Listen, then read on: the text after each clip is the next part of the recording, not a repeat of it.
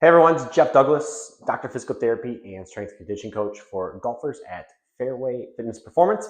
Today we're going to go over the shoulder external rotation test. So this is a test that the Titleist Performance Institute created, and it's something that I use in all my examinations, and it's to examine how much external rotation a golfer has that may potentially have some harm in their golf swing if they're unable to have the adequate mobility. Okay.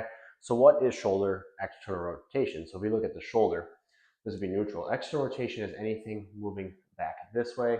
Internal rotation would be moving this way. And we need range of motion in both in order to have a smooth, efficient swing. I'll do a different video at some point on the internal rotation, but today we're going to look at the external rotation.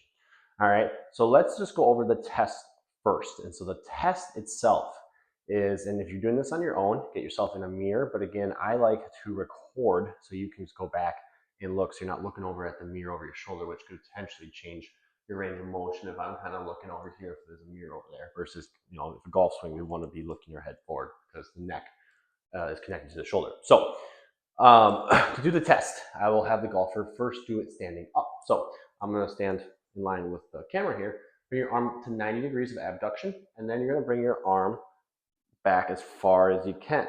All right. And what we're going to rate this when you go videotape yourself is, can you get your hand, does it get short of your spine? Is it in line with your spine, or does it go past your spine? All right. And so if we want to see at least 90 degrees here, all right, so I had a goniometer, that's 45, it's 90. 90 or past is what we're looking for, and you get a pass on this test. Okay. For someone that maybe had shoulder surgery, rotator cuff, repair, shoulder replacement, maybe you're just dealing with some pain and you can't get there, that can really hinder your ability to get in the proper position in your backswing. So this is why we do the test. And we always do it on both sides as well, whether you're lefty or righty, because one will affect your downswing, one will affect your backswing, depending on if you're lefty or righty. Okay. So say you pass this test, right? You get to 90 or more. We then put you into our 5-iron posture again, which again, that's just your normal golf posture here. But this is going to potentially change the positioning of your scapula, which is the wing bone on your rib cage. And this can have an effect on your ability to get that range of motion. So yeah, great if you can get it here, but we don't swing the golf club standing straight up. So now let's get into our golf posture here. And we're going to do the exact same thing. And can you get your arm to at least your spine? So imagine you're drawing a line through your spine. Can you get to at least 90 degrees or more?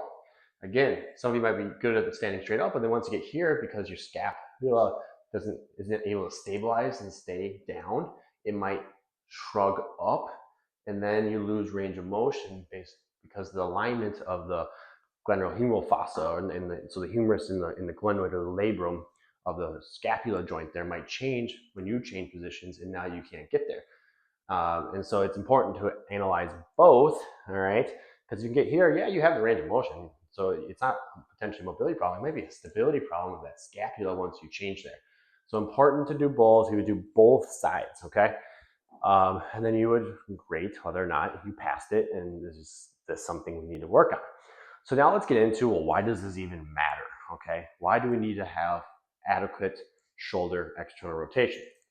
So if I'm coming into my backswing, a lot of times we want to be able to get that depth, right? We don't want to, it allows us to stay a little, on plane or under plane here.